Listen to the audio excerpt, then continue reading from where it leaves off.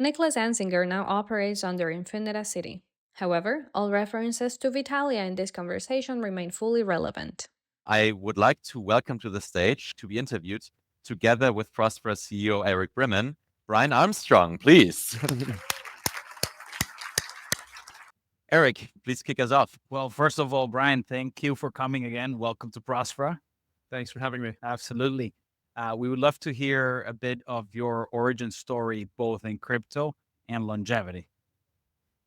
Sure. Well, okay, so I studied computer science and economics in school, but I didn't really know what I wanted to do with my life. Like many of you here, I had thought about starting a company. And actually, in college, I tried starting a company that failed. Basically, it didn't work very well. I had tried a handful of different ideas. So after college, I was trying to figure out what I wanted to do with my life. And I actually decided to travel abroad.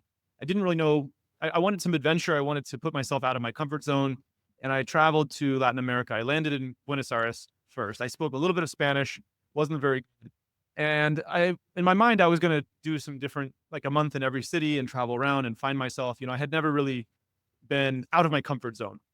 So I was in Buenos Aires, Argentina. I got a little bit of by the way, this all made sense later when I look back on it, but at the time, I can tell you, I felt very lost. I didn't really know what I was doing. I was doing a little bit of software development for people in the United States, and when I was in Argentina, I got to see a country that had gone through hyperinflation. So, the prices on the menu would change every day. When people wanted to get on the bus, they had to have a whole handful of coins to put enough of them in to finally get on the bus. And it really hurt the culture of that country immensely. There was a bit of pessimism about the future. Everybody felt like, well, tomorrow, who knows what could happen? So live every moment like it's your last moment. And I noticed that while I was there. Coming back to the US, I joined a company called Airbnb. I think I was the 40th employee there or something like that. And I got to see what a successful startup looked like. I also got to see how difficult it was for them to move money to 190 countries all over the world. There was high fees, there was delays, there was a local oligopoly of players in each market. And so that was another piece of the puzzle. Lo and behold, it was 2010. I read the Bitcoin white paper online. I just happened to read it on Hacker News, and something about it really caught my attention. And I didn't quite fully understand it the first time I read it, but I had to read it a few more times, and I kept thinking, this is describing something kind of like the internet. It's global, it's decentralized. There's no company or country that controls it, but instead of for moving information around, this is for moving value around. And as someone who had been reading about economics for a long time, this really captured my attention. And I later came to phrase it as it's a technology to update the financial system, to create better financial infrastructure and property rights for people all over the world if they just had a smartphone. And so anyway, that was the origin of the journey. I started working on a prototype nights and weekends while had my job at Airbnb. And I had a lot of self-doubt at that time. I was like, I don't know if I'm on the right path. I don't know if this is the right thing to build. There were some early Bitcoin meetups in San Francisco I went to, and it was, it was kind of like this. There was a bunch of people early on passionate about different areas of emerging technology, but it was easy to look at it and dismiss it and say, oh, well, these are a bunch of young people. They're so optimistic. And it turned out, it worked. It was right. The early people who were in those meetups in San Francisco went on to found some of the successful companies in the space. So anyway, that was it. And actually getting the very first seed check from an incubator, just like this one, was what convinced me to quit my job and go try to work on it full time. And 10 years later, it was a public company, worth $100 billion. Congratulations. Awesome story. And what about the life sciences and longevity? Because I understand that's also a personal interest of you. How did that get started for you? Yeah. So since we're living in this software golden age, right? With AI, crypto, fortunes are being made in software. And I think when people every company is very difficult to get it to work. But I think for the people who do have some success in software, I've been really glad to see some of them are putting that capital into the next companies, the hard tech companies, biotech, clean energy, space, brain machine interfaces, right? These are some of the more exciting things I think they're on the horizon, and they're all benefiting from software too, right? As you know, right? Even in biotech, for instance, machine learning is really helping us find, run through discovery faster and find new drug candidates. So after Coinbase went public in 2021, I felt like I had some liquidity, and I started hosting these dinners in the Bay Area. I reached out to a couple friends of mine that were they were in the biotech space. They'd started companies, and I said, let's host a dinner, invite the best biotech scientists and CEOs that you know, and I'd just go around the dinner table and ask them, what's the most exciting thing on the horizon in biotech that you think is not getting enough funding or attention? And people would say all kinds of things. Most of them didn't really lead anywhere for me personally, but some people started mentioning epigenetic reprogramming.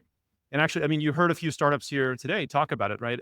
Youth Bio, I think maybe Frontier Bio. So there's a couple actually. I think there's going to be probably hundreds of epigenetic reprogramming companies over time. So I started to get more and more interested in this. I started to think about how can I help fund some things which maybe weren't getting enough funding to, advance civilizational progress. And longevity was a big one where I felt there wasn't enough funding. There was already, SpaceX was doing space.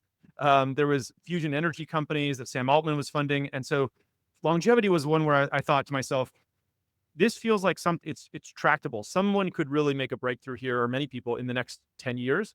It's not like, if you're like, oh, we want to do time travel. It's like, it's a pie in the sky too far in the future. This is something, it's hard, but tractable. And that's in the sweet spot of something that's worth working on. You want to be early, but right. And anyway, long story short, we ended up finding the right co-founders. We co-created this company called New Limit, which is in the epigenetic reprogramming space. It's searching for novel sets of transcription factors. And we've got about 27 people in a lab in South San Francisco. We've screened about 4,000 different combinations of transcription factors today. 10 of those have shown interesting phenotypic results. We're now running those through functional assays. We're hoping to build this discovery platform that can really search the space of different transcription factors, which reprogram cells to bring back their youthful function across many different cell types, hopefully testing, eventually billions of different combinations of transcription factors to discover these drugs. And it uses machine learning really at the top layer to make good predictions about what experiments we should actually run in the wet lab. I'm curious if you can talk a bit more about your thinking early on when you started Coinbase. What gave you the conviction to do it, that it's the right thing to do and that it works in the face of it being at that point a very fringe idea and movement? Yeah, well, I think by its very nature, entrepreneurship is about stepping into the unknown. And that's partly why I have a lot of respect for everybody here who came up and presented. I know how hard it is. I was in your shoes 10, 11 years ago and pitching to a room like this. And, you can find some video online about it. I was not a very confident speaker. I was kind of introverted. I didn't really know if I was on the right path, to be honest. And that is the nature of entrepreneurship. You have to have this immense amount of determination about where you want to get to, but be very flexible on how you get there and just keep trying different things. It's a little bit like there's an analogy that I like about if you're trying to climb a mountain and the mountain is shrouded in fog, you can't see a clear path to get all the way to the top. You have to take a couple of steps into the fog, into the unknown. And maybe if you can only see 3 steps ahead of you, you take 3 steps and then you can see the next 3 steps. And sometimes you'll end up on a local maximum. You'll hit a dead end. You'll have to backtrack and try again a different way. But every entrepreneur, and I know, Erick is a great example of this in Próspera. I mean, basically entrepreneurship is moving from one setback to the next with enthusiasm. I mean, that's just your job every day. Is the stuff that's going well, other people are dealing with. All of the things that are not going well come to you. And it's like, all right, these 2 people aren't getting along. This customer just left us. We don't have any revenue. We're going to run out of cash in 6 weeks. We need to go fundraise. There's all kinds of problems, and those come to you. And so you kind of develop this, chew glass and stare into the abyss type thing. You may have heard this quote where every day you're just like, all right, what broke? Okay, how do we solve it? Let's get in a room. Let's write out the options, start crossing off the worst options. There's usually only one option left, and it's a shitty thing. It's a bad option, but you got to go do it. And that's kind of the nature of entrepreneurship. You just got to. It's funny, sometimes at the end of the week, I feel myself kind of getting down, and I'm like, oh my God, everything is broken in this company. Even in, a big company like Coinbase, because you're just dealing with problems all day long. And then on the weekend, I'll run into some friends who are like, wow, you guys are doing so great. I saw this announcement. I'm like, wow, maybe it is doing great, but you have to, the 80, 90% of stuff that's going well, you don't have to worry about it. It's the 10% that's broken. And so you can you can accidentally feel down at the end of the week if all you're doing is seeing the 10%. Erick never has to deal with any problems, right? I'm curious, what role does community play, or having other smart peers around you in that phase when things are very unclear, the way to the peak of the mountain is very foggy?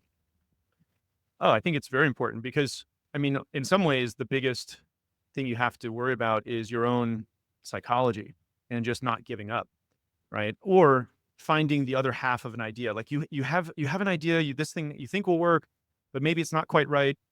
And just by talking about your idea, putting out, I call it like putting out a bat signal, which could be giving a pitch like today. It could be putting out a blog post. Talk about what you're doing with everyone. Don't be in stealth mode. It's almost always a mistake, I think. Talk about it publicly because someone will reach out and give you the other half of that idea. I know, in Coinbase's, for instance, we went out to try to raise our seed round after doing a demo day like this. And my goal was to try to raise $1 million. This was back in 2012. And I did maybe like 30 or 40 meetings with different venture investors. And almost, I think 9 out of 10 said no. So it was like 9, and these are like smart people that, you respect. And they're all telling you, no, your idea sucks because of this. I wouldn't invest because of this. Sometimes they don't tell you the real reason, by the way, but it's a no, no, no, no, no.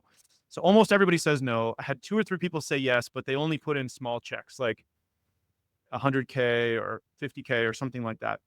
And so after doing all these meetings for like 2 or 3 months, I had maybe, I think 300K. I was trying to raise $1 million. So I wasn't feeling very good. I was like, basically my seed round failed, And there was one other person in the batch that I was in, one of my batchmates, and I didn't know this was going to happen because we were just hanging out socially, like going to barbecues and things like that. And their product was they were trying to launch a funding platform. Somehow they put Coinbase on their funding platform. It was called Funders Club. It still exists today. And they helped us raise the other another 300, 400K. So it got to like 700K out of the million. So I still didn't work, but they like doubled the amount I had raised. And I just said, good enough, went back to work on the 700K, and it all worked out fine. So these just being in the right community, talking to the right people, you don't know exactly how it's going to work at the time. You just kind of have to keep showing up, be kind, be helpful to your batchmates. It's like karma, frankly. I mean, if you just try to help them, something good might come back to you. And these communities can really improve the chances of something which is already very difficult to do. You should take every advantage you can get. And related to community, do you have any thoughts and advice for what does it look like to effectively build a community from scratch? Because that's kind of relevant for what we're doing here.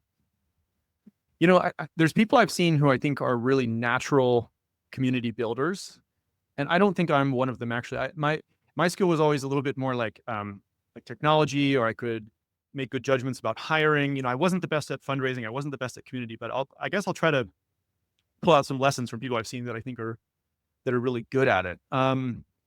I mean, there's no substitute for in-person, right? And they just seem to be relentless about trying to help people be positive. They reach out and they just do endless, one-on-one interactions to win like one person at a time. They do things that don't scale, basically. Jesse Pollock, who runs Base, which is a layer 2 solution Coinbase has helped get off the ground, that he's one of the best I've seen at this, of bringing a community of builders together. And there's some secret sauce there, which I still don't think I've been able to replicate, but you can feel a bit of it here. It comes from people who are genuinely trying to do good things and then just helping each other. And I think the energy and enthusiasm, derives from that. Yeah. Talking again about your mission to create an open financial system with Coinbase, where do you feel you are on the trajectory, and what's been happening already? How far are you, and what's ahead?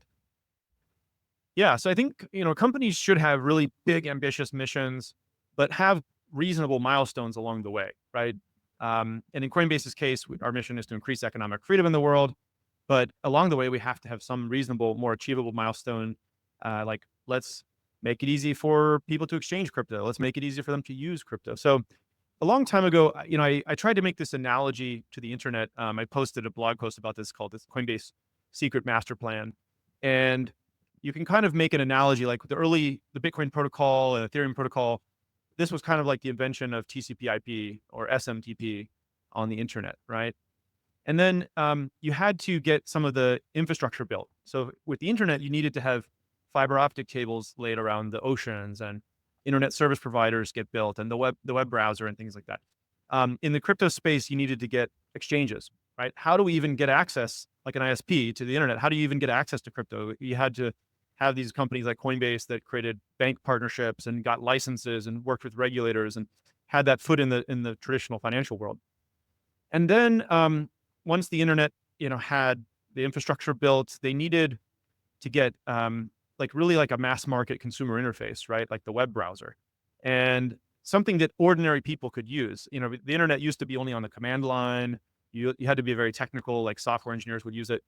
So in crypto, that's what we've been working on is this next step. How do you get a mass market consumer interface and make it easy for people to use crypto?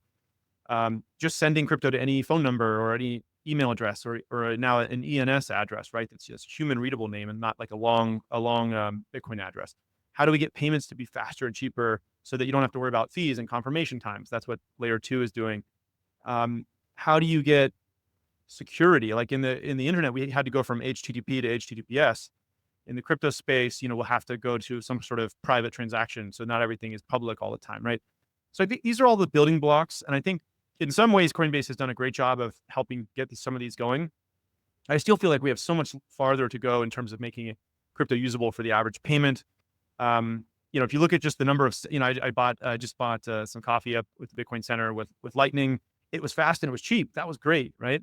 But the Coinbase app still had too many steps in it to like scan the QR. It should just be scan the QR and hit one more button and it's done, right? Sometimes I like to count the number of taps to get something done, and it's like 5 or 6 taps instead of 1, right? So how do we get it down to 1? Once crypto is the easiest way to pay, it's already the rails are already faster and cheaper and more global. But we got to make it actually the easiest way to pay too, and then I think we'll start to see stablecoins and everything and Bitcoin payments grow even more than they are today. Yeah, I'm curious. So building economic freedom and an open financial system has proven to be in many ways a political challenge, right? So you're often confronted with politicians or legislators or regulators who think, who don't like what you do, right? And you're probably sometimes asking yourself the question, you obviously want to do something good for the world. Anyone who talks to you is realizing that, what right do they have, right, to tell you what to do and what not to do? But what's your kind of mental model or guiding principles to navigate that, right? Because you also want to kind of work with actors in the existing system within traditional finance to also bring people over to see the alternatives and what they could adopt to provide better solutions for their customers, right? So I've seen you sort of having a view of principles that were opening up those doors. So how would you describe those? Yeah, so whenever you're building something on the frontier of technology, there's often not going to be clear rules. In fact, if you're building something and there is 100% regulatory clarity, you sort of have to wonder if you're actually building something new. So it's the default that you're going to be operating in some kind of lack of clarity.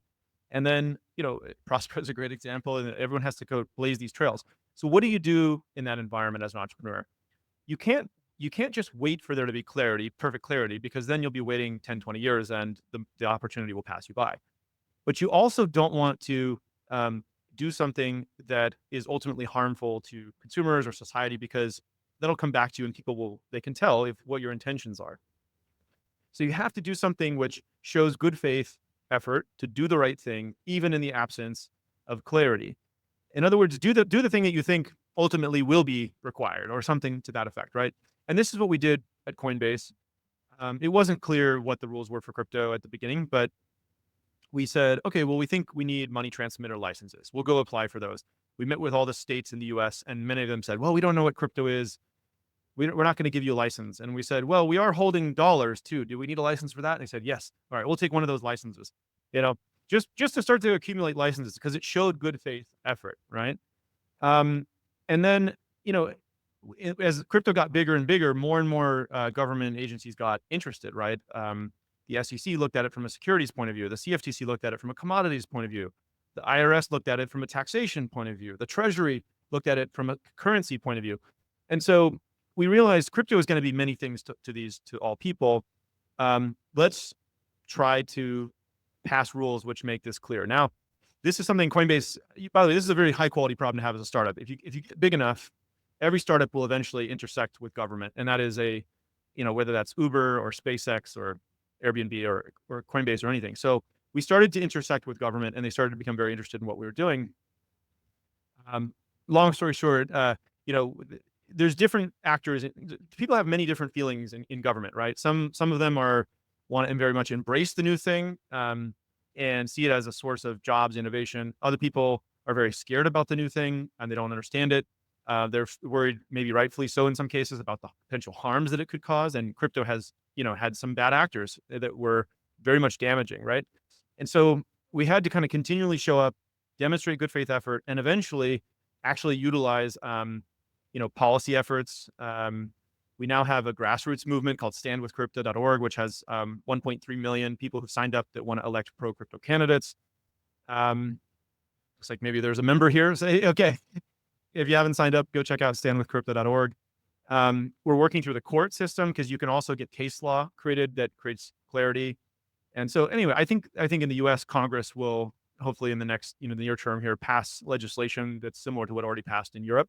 But it took 5-6 years of showing up, building the coalition.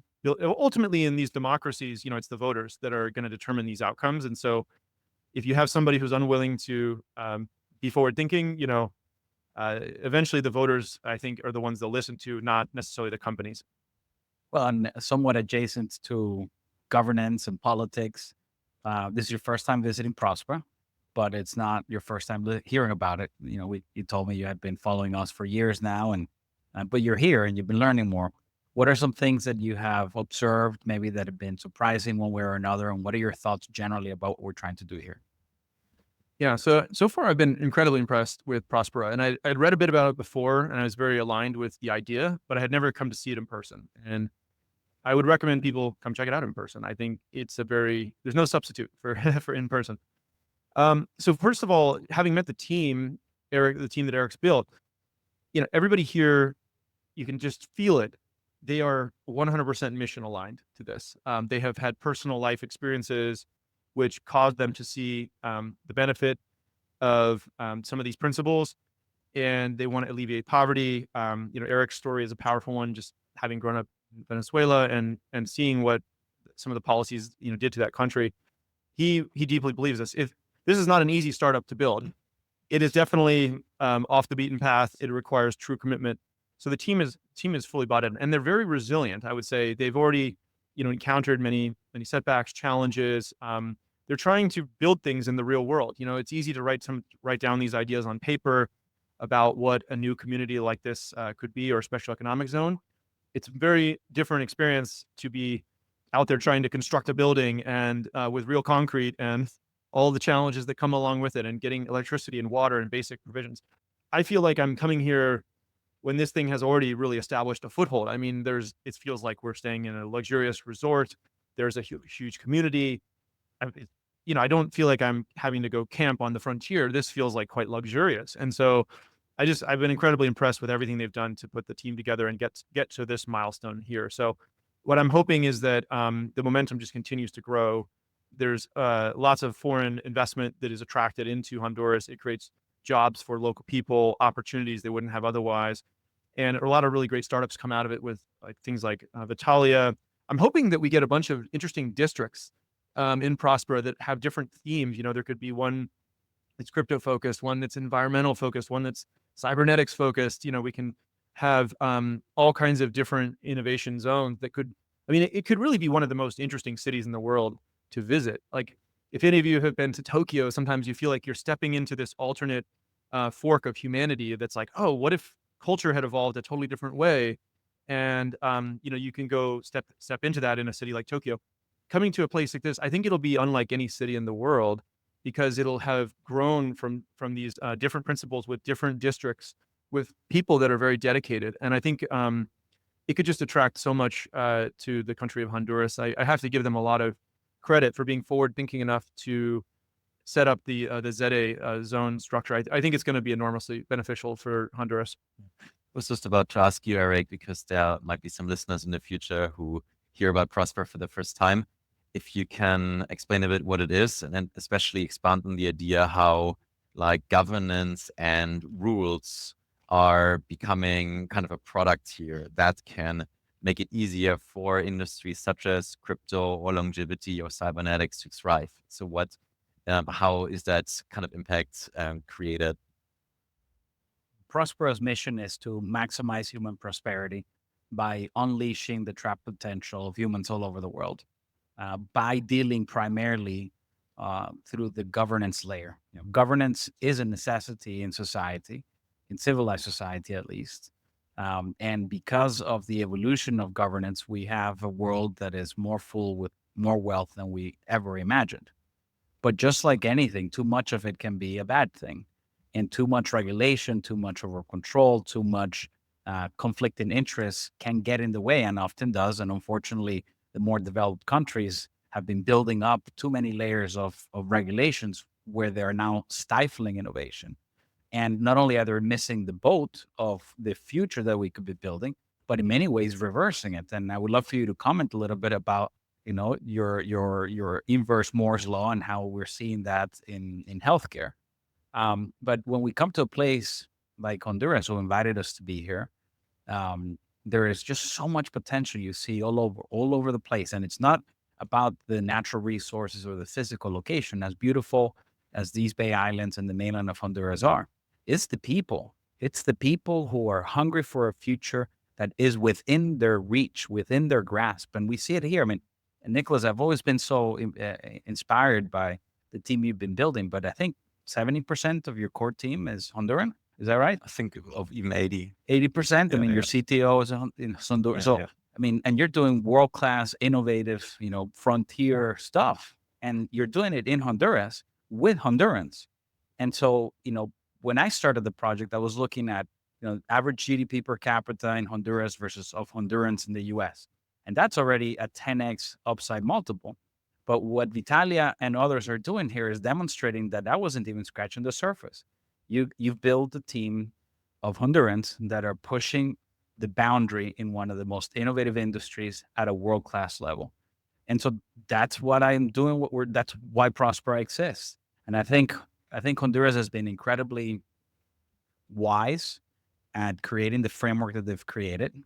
But the people of Hondurans are incredibly resilient at wanting a better future, and our passion is to enable it. Yeah, exactly. To answer your question, so what we're building here with Vitalia, why it could only happen here, is the flexible legal system that we have here, right? So there's a lot of innovation that is hamstrung even in the most developed nations, such as the United States, and that's especially the case in biotechnology and in healthcare, right? So the U.S. healthcare system is notoriously inefficient, and when it comes to the development of new drugs and therapies, there's something called Eroom's law, which is the reverse of Moore's law, right? So the rate at which computing power doubles roughly every 18 months, the reverse has happened in drug development since 1962, right? So that's like a very specific point in time, actually, when new FDA amendments were made, right? And now people take it as a law of nature that it takes 10 years to approve a new drug. Before 1962, it took 6 months. Right? It wasn't like medical anarchy or anything like that before. In fact, it was in many ways a golden age of pharma, right? So almost all of the big pharma companies were started before 1962. So I think that's something we can revive here by going back to a standard like that, to an improved standard even, right? So we can build institutions here that are not only better or improving on Honduras, in many ways an improvement to the first world, right? I think that is really the base layer of what we're trying to build here, to unleash kind of the potential of the people here using technology. I'm curious. Yes, is that worth an applause? Yeah. I'm curious, Brian, where you're at your idea space when it comes to the idea of crypto building things in the real world, right? Things such as real estate, things such as funding science, things such as funding biotech. Yeah, well, I think that crypto really started as an asset class that people wanted to trade. And it's already started to graduate beyond that to powering different types of financial services. And as you said, it now needs to really make the third transition into real world applications. Ultimately, that's how it's going to benefit the average people, right? And so there's various ways that that can happen. I mean, one is that we are seeing people create things like decentralized social media with Base, and these new layer 2 solutions. A lot of the Web 2 apps that you can think of, like Spotify for music, or YouTube for videos, or X for text posts. These are now, there's people building versions of those apps on chain where artists and content creators basically have a direct relationship with their audience where they can monetize their content. Instead of just likes and upvotes, you're actually receiving real monetary value, or people can actually remix that content, and there's an attribution layer that goes back up. I think crypto is also helping other types of communities come together. You mentioned one in the research space. So Research Hub is an application, a company that's trying to make scientific research more like open source software. And it's actually, there's rewards for early contributors to that community to come in and with crypto to help participate there and, review papers, provide a replication of papers, because there's a replication crisis where a lot of scientific research doesn't reproduce, right? Submit null results that didn't achieve something to help further, provide the data sets, open source a lot of these tools. So I think crypto can help bring together communities like that. It's also useful in real estate in the real world, right? If we can tokenize land or area, it can help improve like titles, voting. Today, if you want to transfer, assets, physical assets in the real world, there's a high cost of legal fees and paperwork. These things can all be done with smart contracts today and minimize fraud and have them be standardized and free and instant. So I think all these things are going to help with economic growth and innovation. And so blockchain is this really great layer that's going to move from an asset class to, financial services, payments, loans, and then eventually into these real world applications and things which have nothing to do directly with financial services. Yeah. So let's talk a bit about longevity. Where are you at with your thinking or your thesis about longevity? Does the idea of indefinite lifespan attract you? And what's your personal motivation to enter the space, besides what you mentioned before, that it's underfunded? Yeah, so I think there's a big trend, a big shift going on in medicine right now, where medicine historically has been about treating disease, and it's starting to move toward enhancement, right? I think that we all can recognize how great it is to be human and all the accomplishments of human beings around the world, and also say that it's not enough. Like, why can't we have more, right? It doesn't necessarily, getting old is a terrible tragedy. There's something like 56 million people who die every year from aging. And if you think of aging as kind of a root cause of all the major diseases, and under any other circumstances, 56 million people dying every year would be the largest humanitarian crisis on the planet. But we don't think about it like that because it's normalized and people think it's unavoidable. So you just try not to think about it, except when it happens, unfortunately, to someone you love or or yourself.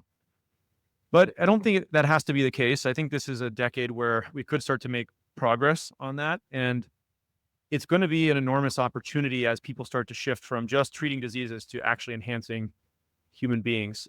There's a great science fiction series I've been reading recently called Nexus.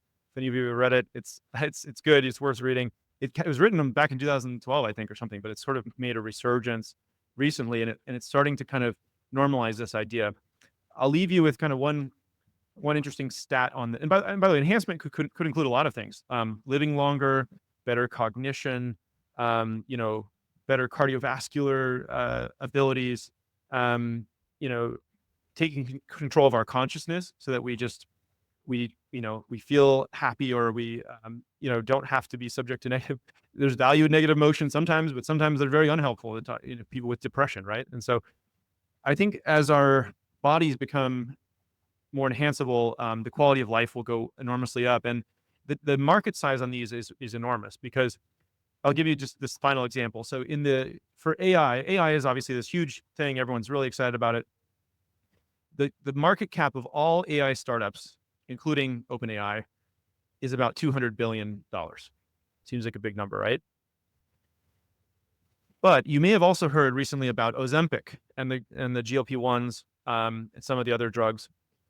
Those added 600 billion to the market cap of Eli Lilly and Novartis, I believe. 3x the value of all AI startups combined. 600 billion added to the market cap of those two companies. And the GLP-1s are a little bit of like bleeding. Some people have obesity, you could consider it maybe a disease. A lot of people taking that are doing it for enhancement, right? The market size of people who have a very specific disease is usually kind of narrow. The market size of every human on the planet is every human on the planet. And so that's what we're looking at in terms of the market size of people who might want to live longer or have maybe an immune system that is like when you're 30 instead of when you're 70 or 80, right? Or have the brain cognition of when you were in your 30 instead of when you're 80. So the market size of enhancement, I think, is going to be enormous. And it's going to very quickly go from being a little fringe to suddenly everybody wants it, and it's normal. And this includes even things like, embryo editing, or gene therapies for adults, right? It's today we sort of think, well, you're born with whatever genes that you have. Some people got, genetic privilege, something better than someone else. I think why do we need to live in that world? I think we'll live in a world at some point in the near future or at least the medium future, where adults can have gene therapies and edit your genome. Why wouldn't you want that to enhance the human experience and eventually merge with AI and enhance through that too? Yeah. In many ways, it feels like in longevity, we're like early in crypto, right? Or also with what we're doing here in Próspera, startup cities, it feels like a very new emergent movement, like a Bitcoin in 2010 and 11. And what we're often wondering about is crypto experienced this Cambrian explosion, right? So whenever you want to say that started, I'm curious what caused the Cambrian explosion. Is there some lessons we can learn for longevity for startup cities? What could really accelerate it to a point where we have like hundreds of new projects and where it's like front and center and attracts hundreds of billions of funding? Yeah, I mean, well, crypto really started with a computer science breakthrough, like in 2008, the Bitcoin white paper, right? But it periodically hit these, kind of bubbles and crashes along the way, but each time at a new plateau. And, by the way, AI did the same thing, even going back to the 60s, right? There was like an AI summer, and then there was a decade where everyone thought it was never going to happen. And then there was another summer. So these things go through phases, and you kind of have to ride those phases, and it's never as bad as it seems at the bottom, never as good as it seems at the top. So with longevity, we've seen enough kind of papers out there in different areas that show potential, but I think we're going to have to see some breakthroughs that feel like real therapies that are commercially available to regular people. Today, they're going through clinical trials, and to your point, it takes like $2 billion and 10 to 15 years to get a handful of drug candidates into phase 1 trials and get to one drug out the other side, which is terrible tragedy, to be honest. I mean, we want to have safety at trials. Of course, it's important to have that, but if you delay a drug that can save lives by 10 to 15 years, you're costing lives, right? And so I haven't seen anybody do a deep dive on this in a while, but I think one would have to really look closely at the record of that, of how many lives have been saved due to safe trials and how many have been taken by delaying them. That's an interesting and very tough question. Anyway, your main question was how do we get these acceleration moments in longevity? And I think there's no shortcut. We're going to have to come out with breakthroughs that average people start to say, wow, this really works. And it just normalizes the whole thing. So there's no easy way. Yeah, I agree. So it requires breakthroughs. Then also think a way to create platforms, right, that lots of others can build on top, right? Which is something that I think about because that's very hard in biopharma because of IP. Right. So next to drug approval of the next challenge is IP, right? And how you can build a more open source ecosystem around these things. That's a good point. Yeah, I think actually what you all are doing here to shorten the time and fewer dollars to get data on whether it's the safety and efficacy, that's actually a better answer. You're right. I mean, what you all are doing dramatically accelerates, I think, those drug trials and approvals. Mhm. I think, Eric was telling me that some of these trials can be run in Próspera for, instead of it being like $2 billion, it's like maybe 10 million or 1 million or something. I mean, it's in startups, you often try to make something that's not just a little bit better, like a 10x. I think multiple orders of magnitude. That's pretty incredible. I think we might look back on that in 10 years and say that was a key part that accelerated the biotech revolution. Yeah.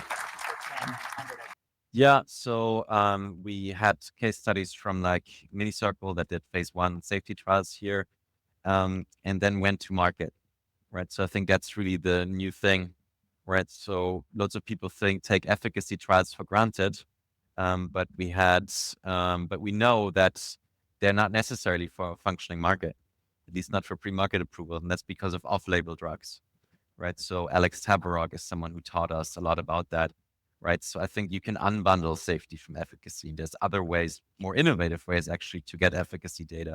Of course, you want it, but you can unbundle it and this way be more effective and faster to market. So that's like one big thing where you can reduce the timeline really from 10 years to 6 months, right? So that's 20x. And not only that, I think there's even a bigger gain to be made from fast iteration, right? Because there's a lot of technologies out there in biotech that you could easily adapt as you figure out new things. The COVID vaccines, for example, they were optimized for the initial genome sequence of the virus, of the strain, and then it could easily be adapted to new strains or variants, but it had to go through approval again with the FDA. So that means for subsequent variants, the vaccines got less and less effective. And whereas you could have just changed the sequence on a computer. So I think that's where the real gain is to be made from creating this ecosystem here that I can iterate much faster. Crypto had the advantage that to a large degree was permissionless. So it's something that we might not be able to 100% replicate, right? Because if a mistake happens in biopharma, that is damaging to a real person, right? That it might not be reversible. So, but I think we can get closer to that in many ways, right? So there's things like informed consent and, the ability to decide what risks you want to take for yourself. These are all ideas that inspire us for what we're doing here. And if somebody's a terminal patient and they don't have other options, I think, again, with informed consent, there should be more permissive environments to test those sorts of things if they want to do it. It should be it's their body, that it should be their choice. Yeah. Great. To run that out, I'm curious, what's kind of the case for you and Próspera, and where does your vision coalesce? Well, I'm mostly here on this trip just to learn because I'm inspired by what Próspera is doing and some of these early and Vitalia, some of the early companies that are going through these programs. It's very much at the intersection of what I'm passionate about: how to accelerate civilizational progress, how to accelerate a positive singularity, whatever you want to call it. That can happen with economic freedom, with crypto. It can happen with science and biotech, and having the right types of zones and laws that facilitate freedom. I just want to see more of that happen in the world. At a very tactical level, I think, Eric was mentioning to me that we need to get better sort of financial services for people within the zone. And I'm hoping Coinbase can provide that. We are probably a little bit already, but just making it easier for people to get paid, maybe convert to the local currency if they need to go buy groceries, but also have them, be able to get loans for construction or starting a company. I think that in some cases, there's a lack of financial services, so we can hopefully help provide that. Yeah. Yeah. I think that's a really good outlook to the future that we're building here. And we're very glad you are here with us to give us a peek into your thinking and ideas into the future that you also want to see created here and potentially help us co-create. So thank you very much, Brian, for being here with us in Vitalia and in Próspera and in Honduras. Thank you for having me.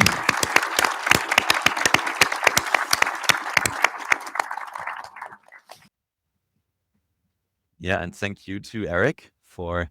I wasn't asking. I was asking if you're going to open it up for questions. Shall we open it for questions? Do you have time for questions? Or... Yeah. Okay, Tom over there. And then Jose.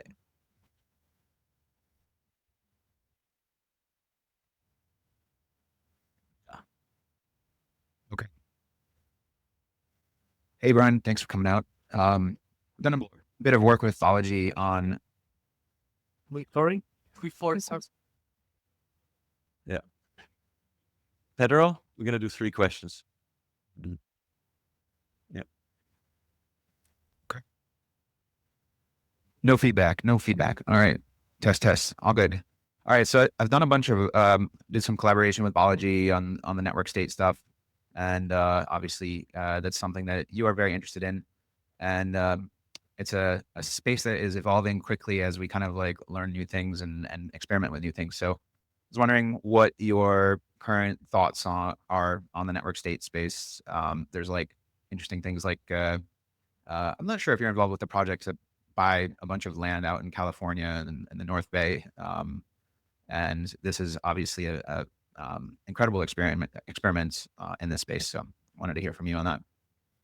Yeah, so I mean, I'm very excited about network states. I think Próspera might be the one that's farthest along from what I've heard, and that's part of why it's exciting. But there's many out there that are working to do this, so we want to be supportive of all of them.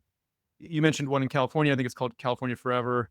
I've met with them, and I think it's a really cool effort. One question I had for him was, okay, so you can create a new county or city within California, but you're still subject to California law and federal law, and so how much can you actually do, right? Because he, for instance, they would not be able to do the clinical trials that we just talked about in Próspera. And his answer was interesting. He said, "Well, if you have a well-run city, you can actually do a lot." Compared to San Francisco, they're like, "Well, you can actually allow the new construction of buildings, and you can have a police force that actually enforces the law, right?" I mean, I have to be careful. I don't want to say this too. That was his answer to me. I'll just leave it at that. So anyway, I think it's good that there's people working on this. It'll create competition for better forms of governance. And we should have competition creates excellence, right? In all markets. It makes Coinbase better that we have competitors. I think cities get better when they have competition. And it's true in almost every category. So I don't know. If you have a more specific question, I'm happy to answer it. But in general, I'm very supportive of network states. I'd like to see people feel a real sense of identity from these internet communities and really find like-minded people that they can go live with in various places in the world to do important things. I don't think there's enough competition in governance. They start to feel like monopolies that take their customers for granted, and they have bad customer support and their fees are too high. That any other market, like for cable, or whatever power companies, you'd say that's a monopoly. Whenever you see monopoly behavior, switching costs are high, you get worse customer outcomes. And anything we can do to create lower switching costs, more competition and governance, I think will be good for humanity. Maybe just as a follow-up, do you have any thoughts on land versus cloud and kind of where in the life cycle you might envision that, if you have an opinion on that? I think Balaji and these folks have like much deeper thoughts on this than I do, but it seems like it started cloud first and it's now forming in real life. And I think that's an important step. Like, look at this room. We're all here physically together. This is a place in the real world. There's many others. We need somewhere to put the data centers. We need to build the nuclear plants. We need to do the BMI surgeries, like all of these things. And so it can't be just cloud. I don't mind if it starts that way, but it's got to be a place in the real world eventually. Hello, Brian. One question is more of a favor. As you said, you like what you see here in Próspera. I wonder if you would like to invite the all-in besties over here one day. So for anybody who doesn't know what that is, that the All In podcast is like a really great podcast. I've been on there a few times. Sounds like you're a fan as well. You know what? I will send them a note.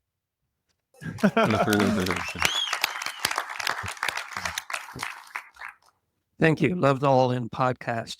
You talked a little bit about your experience with fundraising and the interesting thing that caught my mind, my mind is you said it doesn't particularly scale. Well, it's 10 years later now. There's YouTube. There's more social media. Do you have any insights in maybe how fundraising is perhaps more scalable now than it used to be? Yeah, well, I think fundraising is always hard and difficult, and it should be. I mean, there should be a scarcity. People should try lots of ideas, but you're getting feedback from the market on your idea. So if it's not going well, then you can always adjust or keep building or just make more progress. So it shouldn't. I don't. If everybody just got everything funded they wanted, it means we'd probably not be funding all good things, or some bad things would be getting funded. Let's put it that way. But I but I do think fundraising is much more scalable today than it was 10 years ago. Yeah, I mean, I think it's some things are everything is making this happen faster, right? Like just the internet. People are more excited about startups because they've seen more positive outcomes, both in software, but also in these biotech companies like new drug discovery, AI. So I mean, look, technology is kind of the most, from my point of view, at least, it's the most exciting thing in the world. It's changing every industry, and so the progress is accelerating, and that's good. We should try to help it accelerate. I know it creates change in society and things like that, but I want to live in a society where things are progressing faster, improvements are happening faster. I guess EAC or techno optimism, whatever you want to call it. And so the good news is, I think if you think fundraising is scarce, talented people willing to actually go build innovative companies are even more scarce. Once you have an idea that's kind of working, you're going to find out that there's a lot of capital out there chasing very few deals once people already know it's a good idea, because a lot of that capital is very risk averse. So at a certain scale, tons of capital will pour in. It only feels scarce at the beginning when you have a truly contrarian but right, hopefully, idea. And that's when I found it super hard to raise money for Coinbase. It got so many no's. All of the most innovative ideas looked like bad ideas at the beginning, like SpaceX. They're like, oh, really? You're going to send rockets to Mars? Like, no, that's not like a SaaS company that I can see a 3 to 5 year return for my LPs, right? Or, Neuralink or something. Like, really? It's like every customer has to have a hole drilled in their head. That doesn't sound like a very good product that's going to make money. So all the most innovative companies look like bad ideas because, venture capitalists, they have some amount of herd mentality as well. And most of them, there's only like 5% or some small number of venture capitalists that are willing to be independent thinkers, take risks, and bet on something before everybody else thinks it's a good idea because, they're worried about looking stupid or having their LPs call them and say, what the hell are you doing investing in this crazy thing? But the ones who have real conviction and independent thought will make these bets, and those are the people you got to find early on. Once everybody knows it's a good idea, then the capital will be plentiful. Well, on behalf of Próspera and Vitalia, thank you to our investors.